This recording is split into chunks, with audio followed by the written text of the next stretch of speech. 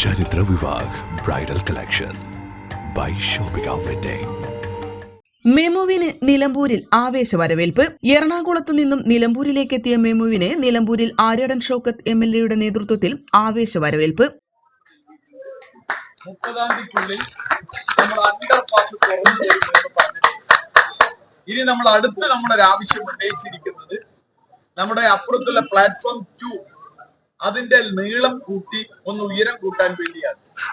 അങ്ങനെ ആയാൽ ഉയരം കൂട്ടി കഴിഞ്ഞാൽ 22ഓളം കോച്ചുകൾക്ക് നിർത്താനുള്ള സൗകര്യങ്ങൾ ഉണ്ടാവും. ഇപ്പൊ നമുക്ക് വലിയ ട്രെയിനുകൾ നിലമ്പൂരിലേക്ക് വരാനുള്ള തടസ്സം നമ്മുടെ ഈ പ്ലാറ്റ്ഫോമിന്റെ നീളമില്ല എന്നതാണ് അപ്പുറത്ത്. അപ്പൊ അത് നീളം കൂട്ടാനുള്ള ഒരു സൗകര്യം കൂടി ഉണ്ടാക്കിയെടുക്കണമെന്നാണ് നമ്മൾ ആവശ്യപ്പെട്ടിട്ടുള്ളത്.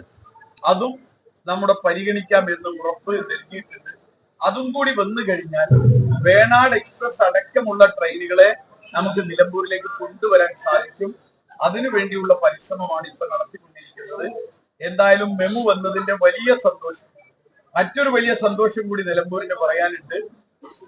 9 വർഷമായി പണി മുടങ്ങിക്കിടന്നിരുന്ന നിലമ്പൂർ ബൈപ്പാസ് അതിന്റെ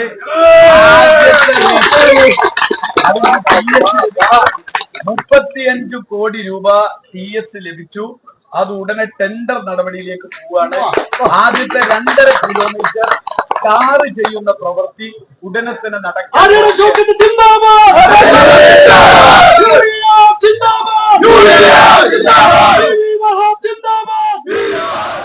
ലോക്കോ പൈലറ്റിനും യാത്രക്കാർക്കും മധുരം നൽകിയും വാദ്യമേളങ്ങളോടെയുമായിരുന്നു വരവേറ്റത്. UDF, റെയിൽവേ ആക്ഷൻ കമ്മിറ്റി, വ്യാപാരി സമൂഹം എന്നിവരും സ്വീകരണത്തിനുണ്ടായിരുന്നു.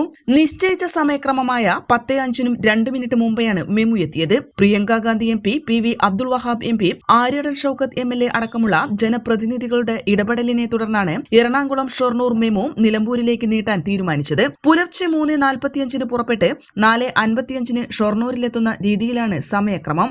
VA Kareem, Paloli Mehboob, A Gopinath, Nanikutty Koomancheri, Joshua Koshy, U Narendran, Vinod P Menon, Shirley mol തുടങ്ങിയവർ സ്വീകരണത്തിനുണ്ടായിരുന്നു. N4 news, Nilambur. 20 വർഷത്തിലേറെ പ്രവർത്തന പാരമ്പര്യമുള്ള നിലമ്പൂരിലെ ഏക സ്വകാര്യ ആശുപത്രി PG medical trust hospital Nilambur.